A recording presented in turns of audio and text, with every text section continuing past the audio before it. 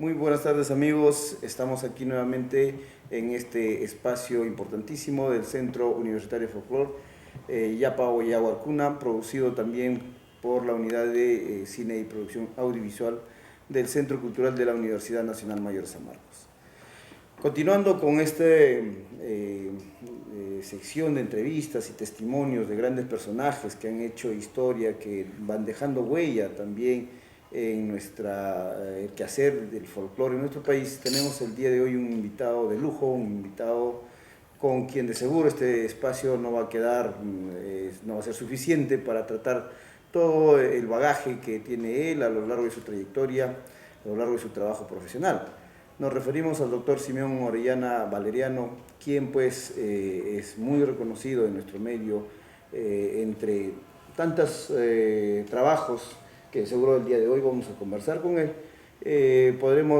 Podría yo ir adelantando algunas de ellas. Por ejemplo, creo que debemos a él el hecho de continuar en estos años esta gran historia de los congresos nacionales de folclore, que es un momento cumbre que cada 2 años se lleva a cabo y que es el momento pues, que concita la atención de quienes estamos dedicados al trabajo del folclore, de la difusión en todo sentido.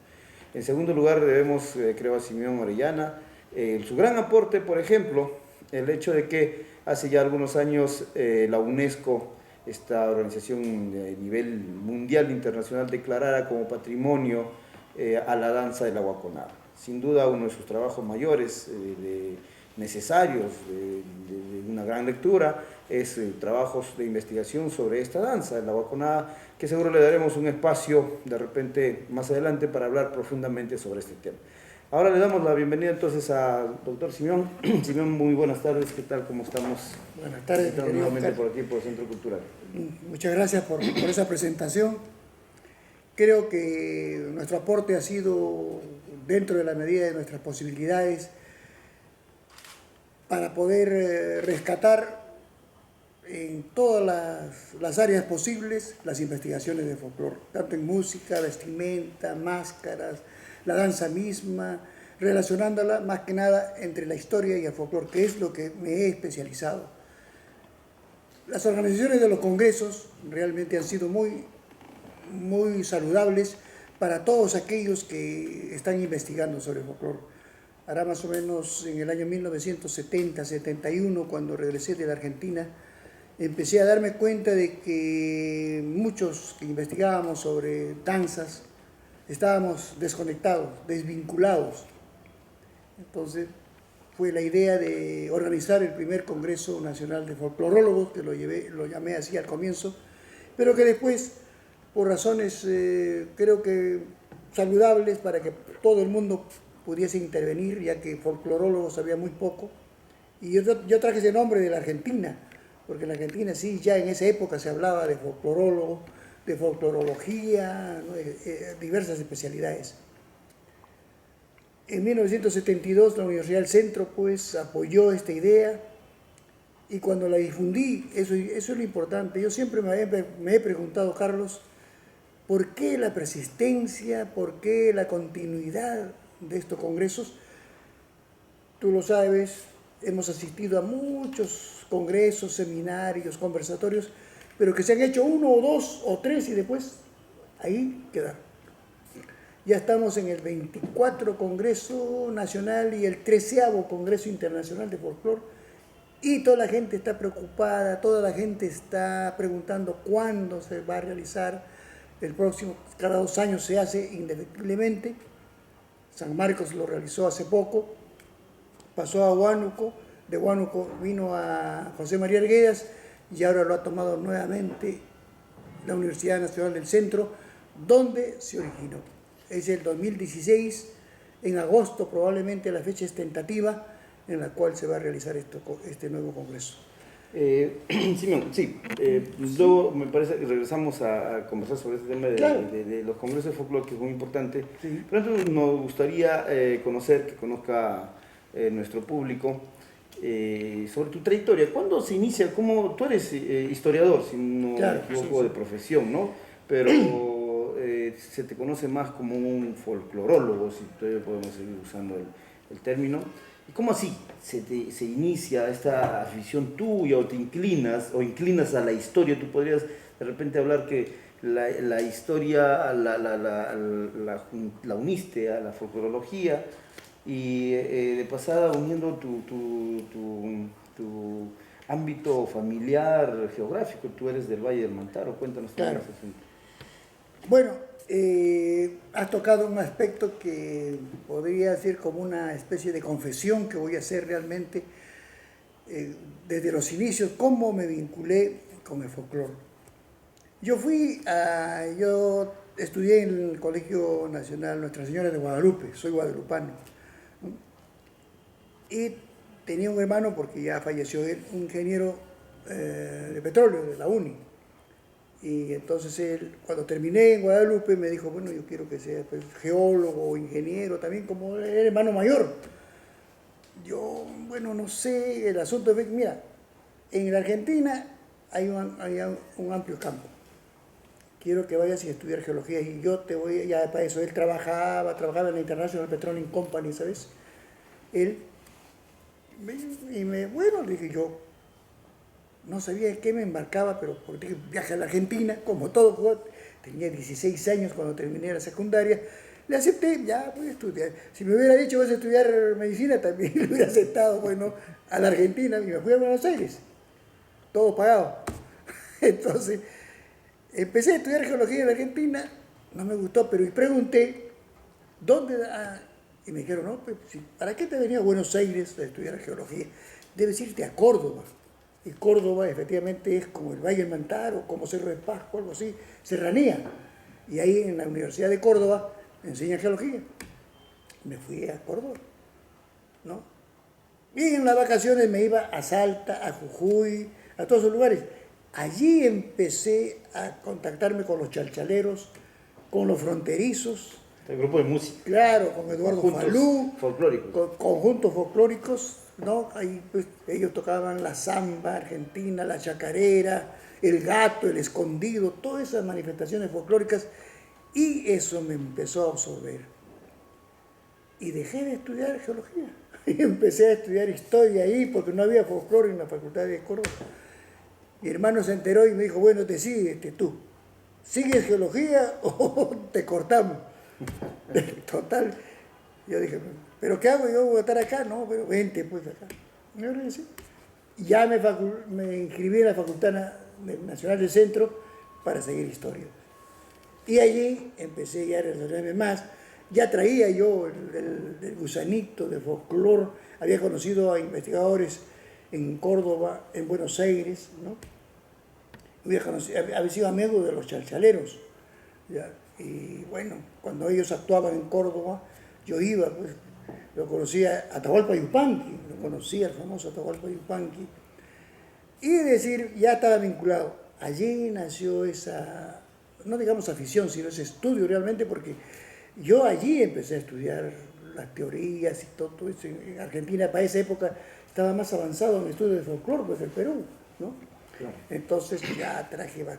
Y cuando llegué a Valle Mantaro, lo primero que hice allí fue formar una institución, el Instituto de Investigaciones Folclóricas del Valle de Mantaro. ¿Todavía estudiante de la universidad o ya? Claro, estudiante de la universidad.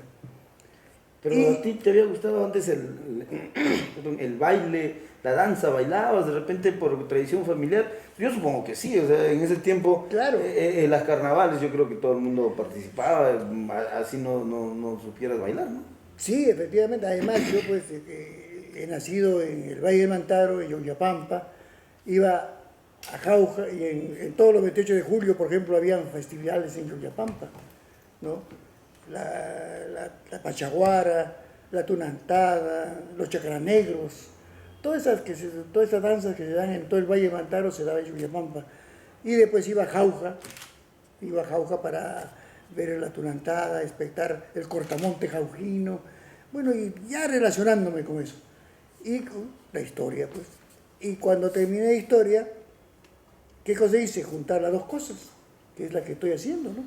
El que lee, por ejemplo, varios de los trabajos míos, o el que lee la Guaconada de Misto, va a ver cómo es la relación entre la historia de esa danza y cuál es el mensaje de esa danza, desentrañar todo. Entonces, hasta ahora, siempre toda investigación trato de relacionarla, la historia y el folclore. Cómo la historia se convierte en una, digamos, ciencia auxiliar del folclore y viceversa, cómo el folclore se convierte en una ciencia auxiliar de la historia. Y te voy a dar algunos ejemplos más tarde cuando sigamos conversando sobre este aspecto que es bien interesante. ¿Sí? ¿Y cómo continúa? Ya nos hablabas de la formación de un instituto. Claro. ¿A qué se dedicó inicialmente? ¿Cuál era la visión, el trabajo que...? Bueno, ahí dentro del reglamento, el estatuto que teníamos en el Instituto de Investigaciones Folclóricas de Valle Mantaro, efectivamente, allí es donde inicié primeramente a recoleccionar todas las máscaras del Valle Mantaro. Una colección que pasaba más de 150 máscaras del Valle Mantaro, la vestimenta, y empecé a crear un museo, primero particular, y con el aporte de los alumnos, porque empecé a trabajar con los alumnos de historia de la Facultad de Educación. Y en esa época llegó el doctor Valdemar Espinosa Soriano, un famoso historiador, y yo ya era profesor y él me tomó como su ayudante de cátedra, luego fui auxiliar y luego alumno, cuando el doctor Valdemar se vino a San Marcos, yo me quedé ocupando la cátedra de él, pues, de historia en la Universidad del Centro, hasta que me retiré también. Entonces empezamos a trabajar y una de las cosas importantes que se formó en la Universidad del Centro es el CIDFOL, el Centro de Difusión, y que fue famoso y que desapareció porque en la época, digamos, del terrorismo, más que nada entre el 85 y el 90, la Universidad del Centro estuvo pues tomada como San Marcos, tomada por el ejército, y no permitían hacer ninguna, ni los senderistas o de Tupac Amaru no querían que sea folclore, porque eso no era correcto, decían, y el ejército peor no quería que haga folclore porque estaba vinculado con el terrorismo. Total, que las instituciones que se había formado en base al Instituto de Investigaciones Folclóricas del Valle Mantaro, que fue la madre, digamos, que creó todas esas otras instituciones, no solamente a nivel de la universidad, sino a nivel del Instituto Nacional de Cultura, a nivel en Chupaca, por ejemplo, hay un instituto superior, ¿no?, pedagógico, que también se formó ahí. Es decir, fuimos alimentando a todo el Valle Mantaro con la idea de trabajar, de investigar, para que el danzarín no solamente sepa danzar y bailar, sino sepa por qué danza y por qué baila, ¿no? Esa fue una de las primeras preocupaciones, ¿no?, de la formación de esta generación de folclorólogos, sí, de darle un sustento teórico, ¿no? Esa fue la primera, digamos, uno de los primeros objetivos.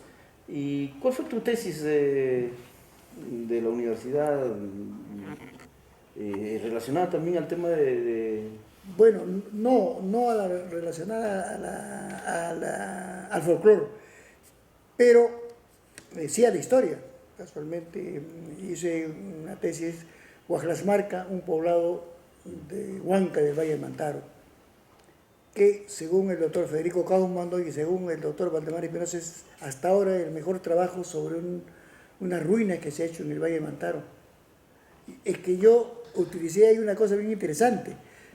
Para hacer los planos, para hacer los levantamientos topográficos, todo eso, utilicé lo que había aprendido yo en geología en la Argentina, porque en la geología pues no, los primeros conocimientos de ¿cómo se llama?, la topografía. Entonces yo fui y levanté los planos topográficos, ¿no?, de Huajlas, y como estaba vinculado con la historia, y el doctor Valdemar había encontrado unos documentos sobre la visita de Huajlasmarca, ya se me despertó la idea de hacerlo. Y hice el trabajo, y que ese trabajo, fíjate, hasta ahora no ha sido, ya se ha sido publicado, ¿no?, en los análisis científicos de la Universidad del Centro, en el número 2, creo que es, o en el 3, el 75, 76, porque yo hice ese trabajo el 71, que fue cuando me gradué, ¿no? Y bueno, ahora piensan reeditarlo con la visita de Valdemar Espinosa Soriano y el trabajo de arqueología histórica, que así lo llamé en esa época, ¿no?, sobre Huajlas. Esa fue mi tesis, con ese me gradué, pero seguí con el folclore. Me bifurqué, pero todos esos conocimientos, pienso, son importantes para analizar, ¿no?, la procedencia, el origen, el mensaje que tiene una danza folclórica. ¿Y cuáles fueron tus primeros trabajos ya en el ámbito del folclore? ¿Por dónde empezaste a producir? Bueno, eso también tiene una pequeña historia muy, muy interesante. La Cerro de Pasco editaba una revista Centromín, El Serrano creo que era primero, El Serrano, después Centromín. Bueno, pero en El Serrano el doctor Valdemar publicó también unos trabajos sobre todas las pinturas coloniales del Valle Mantaro. Y eso, lamentablemente, que hasta ahora, pues, pero cuando hacíamos, porque yo lo acompañaba al doctor Valdemar a veces en sus viajes por todo el valle, en todas las iglesias, todos los conventos, las capillas que había en la parte de Ocopa, en todo el valle, y fichábamos con un equipo que nos había mandado la Cerro de Pasco, con camarógrafos, fotógrafos, expertos en todo esto, y hicimos todo un inventario general de Valle Mantaro, y eso sirvió para una cosa positiva y para una cosa negativa. ¿Por qué digo negativa? Porque todas aquellas personas que se dieron cuenta de que había cosas valiosas ahí en esas iglesias y en esos conventos, empezaron a robarlas y desaparecieron. Realmente creo que en estos momentos, sin temor a equivocarme, el 90% de todo lo que nosotros dimos a conocer ya no existe, o no, por lo menos en el Valle Mantaro ya no están. Pinturas cusqueñas, pinturas guamanguinas, estilo guamanga, estilo cusqueñas, que se daban en el Valle Mantaro, que los curacas con poder económico como los Huacrapáucar, los Apualayas, los Cusichaca, donaron a esas. En San Jerónimo, por ejemplo, casi todos los Huacrapáucar, ¿no? Son Huacrapáucar. Claro. ¿Qué es Huacra? Huacra es cacho y Páucar es un nombre religioso, divino. Es el cacho sagrado, porque el asta de venado es una cosa sagrada en el Valle Mantaro.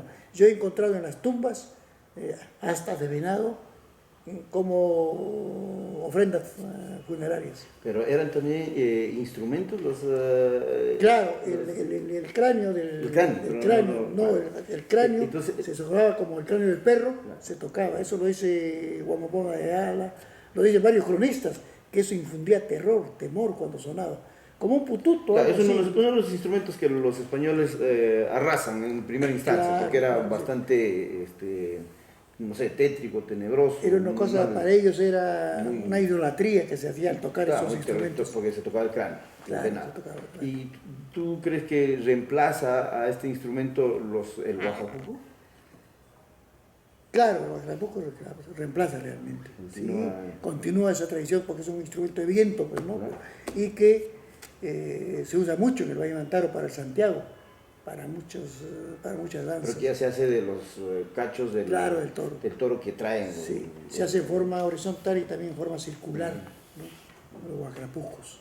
Ahora, ya entrando a los trabajos que tú has producido, démosle por ejemplo una miradita a esta parte colonial. Como historiador, siempre estás respaldando las expresiones culturales, folclóricas, desde una óptica del proceso histórico, ¿no? La colonia, de hecho, es un momento importantísimo en el desarrollo de toda nuestra historia, de nuestra sociedad en general. Pero, ¿qué sucede en la colonia en el Valle del Mantaro? Porque tú tienes un trabajo, por ejemplo, interesante sobre la Machaguara. Sí. ¿No? Que trata de la presencia de los negros, los afrodescendientes en el Valle del Mantaro, ¿no? Pero, ¿cómo configura el escenario del Valle del Mantaro en la colonia? Por ejemplo, es muy conocida la tesis de José María Arguedas que nos decía que el Valle del Mantaro, por ser uno de los pueblos que apoyaron a los españoles, tuvieron en compensación por los españoles una especie de una relación mucho más armónica, ¿no? A eso un poco se respaldaba el hecho de que no hubieran tantas haciendas o el sistema, digamos, no bien impuesto. Eso quiere decir que particularmente veo que eso, este tipo de relación menos opresiva de lo español en esta región construye una mirada muy diferente del español, por ejemplo. No vamos a encontrar, no encontramos, por ejemplo, en el caso de folclore, danzas satíricas, burlonas del español, como si los encontramos en la altiplano. Claro. ¿No? Donde, en Cusco también, ¿no? Claro, donde en escenario, claro, porque son escenarios donde lo español es bastante opresivo, dominante, ¿no? Muy fuerte. Ahí más bien lo que se ve es una necesidad de ser, de imitar, ¿no? De ser más bien como el español. Hasta el día de hoy me parece escuchar por ahí siempre Jauja, la ciudad más españolizada del Perú, y con bastante orgullo. Claro, bueno, ese es un proceso realmente, como tú dices, Carlos, en el sentido de que en la colonia las autoridades, ¿no?, permitieron, tanto en los religiosos como las autoridades políticas, las civiles, permitieron que las danzas que en ese momento a la llegada de los españoles existían en el Valle de Mantaro sigan casi igual, ¿no? Solamente en la etapa de la extirpación de idolatrías de los religiosos se vetó alguna de ellas, o se camufló, se transformó, pero no desaparecieron realmente. Y al contrario, se crearon muchas danzas en las cuales se representaba la convivencia entre el español y el indígena. Un caso emblemático es la tunantada, por ejemplo.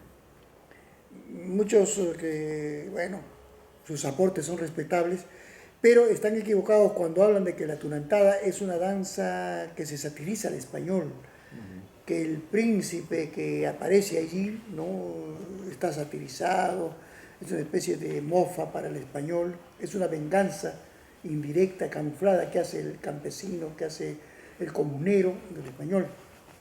Pero eso no es así. Ahora, casualmente, vamos a publicar unos trabajos, ojalá Dios quiera que salga esto pronto, porque ya llevo varios años al respecto, trabajando sobre la identidad sauzahuanca, en base a las danzas, en base al Apu Inca que se hizo en Zapayanga, o sea, la toma y la captura y la muerte de Atahualpa en Zapayanga, en la época, en la festividad del 8 de septiembre de la Virgen de Cocharcas, ahí en la Apu Inca. Luego, la tunantada, eso representa la conquista. Luego, la tunantada representa la colonia. Y luego, la mastada, la tropa de Cáceres, que representa la república. Entonces, en esos tres periodos, ¿cómo se genera la identidad sauzahuanca? Yo planteo una teoría en la cual se vienen ciertos aspectos desde la época inca, pre-inca y la lucha contra los incas, y casualmente por esa especie de liberación que necesita el huanca, se alían con los españoles para ser libres de la opresión inca. ¿Ya? En la colonia, eso parece una contradicción, pero es la realidad. En la colonia, los huancas y los sausas viven como si estuvieran viviendo en la época de la República. Y cuando llega la República, más bien pasan los huancas y los sausas a la colonia. Es así, lamentablemente, porque surgen las haciendas. En la República es donde surgen las grandes haciendas. Ya en la zona aparecen los giraldes, por ejemplo, los dueños de grandes haciendas, ¿no? Los Valladares, los Duarte. Toda esa gente aparece ahí y se apoderan de toda la tierra. Es decir, pues vuelvo a repetir, que la colonia era la independencia por los sauzahuancas, y cuando estábamos en la República pasaron ellos a la colonia, ¿no? Pero eso permitió, como tú dices, de que no hay una servidumbre en el Valle de Mantaro. O sea, las relaciones de producción serviles que se dieron en todo el resto, en Cajamarca, en Puno, en Cusco, en Huancavelica, en Ayacucho, no se dieron en el Valle de Mantaro. Eso lo dice muy bien Arguedas, ¿no? Claro, no lo dice desde el punto de vista marxista, digamos, las relaciones de producción, que se daba en ese periodo. No hubo servidumbre, no hubo pongaje.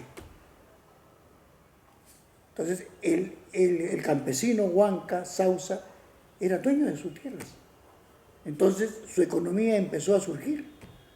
Los curacas nobles, los huacrapaucas, los cusichaca, los yaupari, empezaron a tener poder otra vez económico fuerte. Y llegó un momento, y fíjese, ¿cuánto sería el poder económico de estos curacas y de los principales de la zona del Valle Mantaro, que prestaron dinero pues, al rey de España cuando las arcas españolas estaban en falencia por las guerras con Francia y con Inglaterra? Les prestaron dinero al rey de España, que dicho sea de paso nunca le devolvieron. Para variar. Para variar, nunca se las devolvió. Tenían un poder económico fuerte. Y por eso yo siempre estoy en contra de algunas personas que dicen que por qué se llevaron la capital de Jauja a Lima. Más bien eso le hizo un beneficio al Valle Mantaro, porque imagínate que si todos los españoles hubieran permanecido en el Valle Mantaro, no hubiera sucedido esto. Se hubieran apropiado de las tierras, se hubieran apropiado de las mujeres, de los curacas, se hubieran apropiado de las alhajas, de todo. Más bien a los 7, 8 meses se fueron a Lima, gracias a Dios. Sí. Quedó eso limpio, entonces los curacas otra vez volvieron a retomar sus tierras, volvieron a retomar el prestigio que tenían, ¿no? Y sin contar que el día de hoy sería urbanizado todo el Valle del Mantaro. Claro. Entonces, que la capital se hubiera quedado en Jauja. Eso fue realmente una cosa, digamos, de suerte, llamémoslo así, o el azar en la historia, como dice Basadre, ¿no? De que Pizarro determinara llevarse la capital a Lima, ¿no? Ese estado también explica, o podría explicarnos el hecho de que en el Valle del Mantaro encontramos en el ámbito del folclore, es considerado como el espacio de mayor modernización en cuanto al folclore. La incorporación en tiempos del siglo XX, después de la República, no solamente, por ejemplo, la incorporación de los saxos, por decir, claro, que son para esos tiempos instrumentos modernos, y en la actualidad instrumentos inclusive ya electrónicos, han sido incorporados y no hay no se siente mucho rechazo, incongruencia, sí. Mientras que en otros espacios, nuevamente a la Sierra Sur, hay, si bien también se incorpora, ingresa, pero siempre hay polémicas, ¿no? Se trabaja más el discurso de tergiversación frente a lo original, auténtico, frente a lo tergiversado, foráneo. Pero a este proceso colonial se deberá esta especie de fusión mucho más armónica. Claro que eso tiene su explicación. Romero, en ese trabajo que tiene, ¿no? Sabes que Romero es musicólogo. Identidades múltiples. Claro, identidades múltiples, un trabajo muy interesante. Habla sobre este aspecto, como el saxo, el clarinete, pero eso ellos reemplazan a ¿cómo se llama? Instrumentos auténticos, típicos, claro, a los aerófonos del Valle Mantaro. Y entonces eso es lo que no permite un rechazo. Se empalma nomás ahí, podríamos decir, ¿ya? Y musicalmente. Lo mismo sucede con las danzas, lo mismo sucede con las manifestaciones costumbristas. No, por eso te vuelvo a repetir, para explicar eso, es lo que quiero hacerlo en base a estas 3 danzas, ¿no? Para explicar eso, que eso es un proceso, un desarrollo histórico, pero de un punto de vista armónico. Y Garguera decía pues de que él tenía toda la esperanza de que sea en la región central donde se dé ese cambio, ese renacer del mundo andino, y que al último, ¿no? Ya realmente tome la dirección del desarrollo del Perú en general. Bueno, yo creo que esas particularidades se dan por esas relaciones de producción que el campesino huanca, la mujer huanca, tú conoces, tú eres de esa zona, la mujer huanca tiene su poder económico, trabaja. El campesino huanca también tiene su poder económico. Y los dos, en las fiestas, ponen pues 5 cajas de cervezas, 10 cajas de cerveza. Hay veces uno que quiere invitar su cajita de cerveza, bueno, le reciben, pero después dicen, deme 5 cajas, y bueno, ya te quedaste callado ahí, ya, porque te dicen así. Y no lo hacen por burla y nada, sino porque tienen el poder económico. Para ellos es normal pedirse 10 cajas de cerveza, 20 cajas de cerveza. Cuando hay un cortamonte, tú habrás visto ahí en Quiauyo, Guaripampa, Cinco, Jauja, ¿no? Toda esa zona, todo el árbol está rodeado por cajas de cerveza y todos son obsequios de los parientes, de los amigos y todo, ¿no? Porque sigue eso, ¿no? Ahora me dicen de que ahora ha disminuido un poco por algunos otros procesos que los economistas estarán estudiando eso, pero desde el punto de vista de folclore, el 20 de enero, por ejemplo, yo he ido últimamente, es fuerte el movimiento, ¿no? Sí, definitivamente. Y ahí hay, por ejemplo, yo dejo de repente lanzar el tema, en este asunto se conoce que los matrimonios huancas son matrimonios de alta competencia, porque el hecho, alguien que no conoce piensa que hay un gran derroche de, bueno, cerveza y cosas de regalos, porque uno entran hasta encargando sus muebles, Sí. empujando su toro, ¿no? Pero lo que realmente está sucediendo es una competencia entre las familias, Claro. ¿no es cierto? Un encuentro que se puede ver desde un ámbito de lo folclórico, por ejemplo, esto de este sistema de repente del tinku, ¿no? De un encuentro ahí. La palpa. La palpa, por ejemplo, ¿no? Y también esta relación de género que Claro. tú mencionabas, ¿no? Esa es más una expresión de unos tipos de relaciones que vienen detrás, por más que se manifieste ahora comercialmente, o sea, hay unas raíces que vienen de mucho más atrás, entonces. Claro,